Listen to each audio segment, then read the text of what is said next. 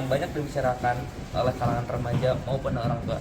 Dan salah satu game ini telah meledak dan booming di dunia maya.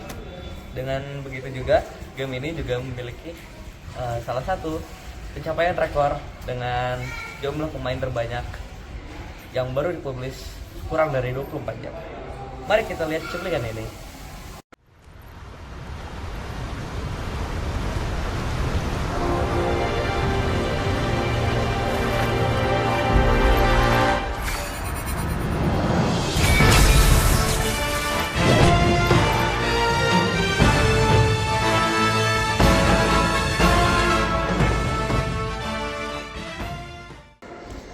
Black Myth Wukong adalah sebuah game yang berhawa fantasi gelap.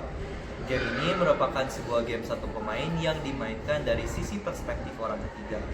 Game ini didasarkan pada karya klasik perjalanan ke barat milik Tiongkok atau yang disebut Xiaoqi, yang pernah pula diadaptasi dalam serial televisi Kerasakti.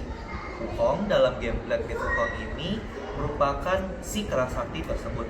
Hanya saja dalam game ini dia tidak ditemani oleh Biksu Tong, Tie Pat Kai, dan Shao Tsing.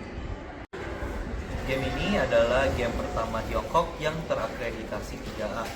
Pada prinsipnya, game 3A merupakan mirip dengan film blockbuster dalam perindustri perfilman, seperti film-film milik Marvel.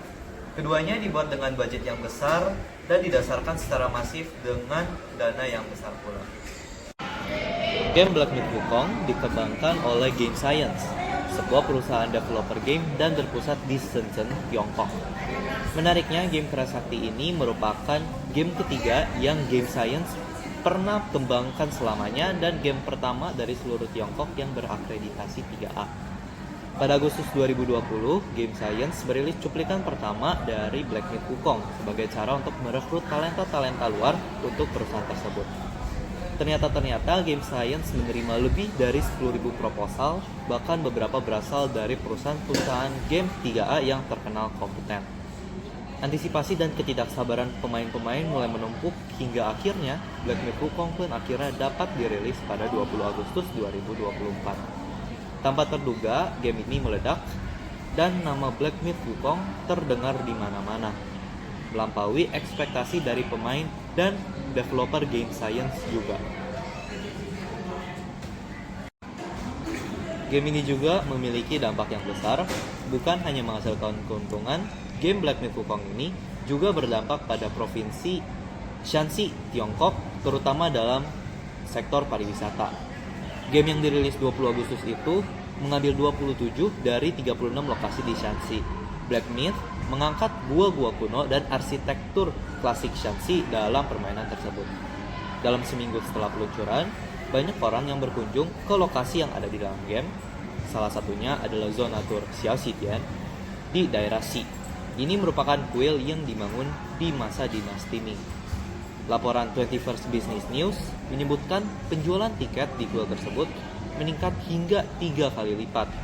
Memanfaatkan kepopuleran game, pihak manajer juga akan menjual lebih banyak tiket lewat online dan menambahkan konten dari Black Myth Wukong. Di dalam situs resminya dikutip dari South China Morning Post pada Senin tanggal 23 bulan 9 2024. Tren peningkatan ini juga terjadi pada penelusuran objek wisata di Shanxi.